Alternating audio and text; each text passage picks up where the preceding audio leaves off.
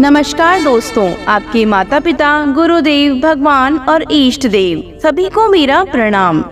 आज इस वीडियो में हम आपको जितिया व्रत के महत्व, पूजा विधि और शुभ मुहूर्त के बारे में बताएंगे।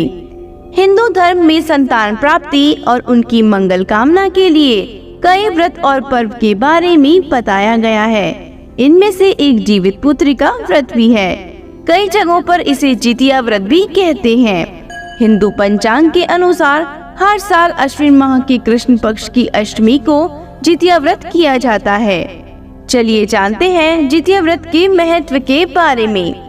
हिंदू धर्म के मुताबिक जितिया का व्रत महाभारत के समय से रखा जाता आ रहा है। महाभारत में जब द्रोणाचार्य का वध हुआ तो उनके बेटे अश्वत्थामा ने क्रोधित होकर ब्रह्मास्त्र चला दिया, जिससे अभिमन्यु की पत्नी उत्तरा के गर्भ में पल रहा शिशु नष्ट हो गया।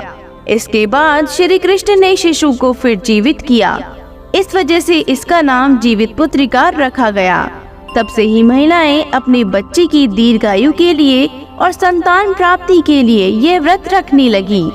कहा जाता है कि माता द्वारा जितिया का व्रत रखने से संतान के जीवन में सुख समृद्धि बनी रहती है।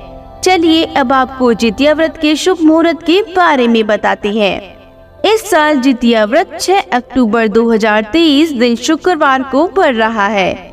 इस दिन माताएं अपनी संतान की लंबी उम्र, उन्नति और उनकी सुख समृद्धि के लिए व्रत रखती हैं। यह व्रत 5 अक्टूबर से शुरू होकर 7 अक्टूबर तक चलेगा।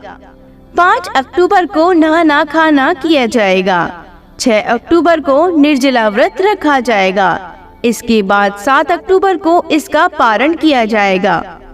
अष्टमी तिथि का प्रारंभ 6 अक्टूबर सुबह 6:34 से हो रहा है और अष्टमी तिथि का समापन 7 अक्टूबर सुबह 8:08 पर हो रहा है और व्रत के पारण का समय 7 अक्टूबर सुबह 8:10 के बाद रहेगा।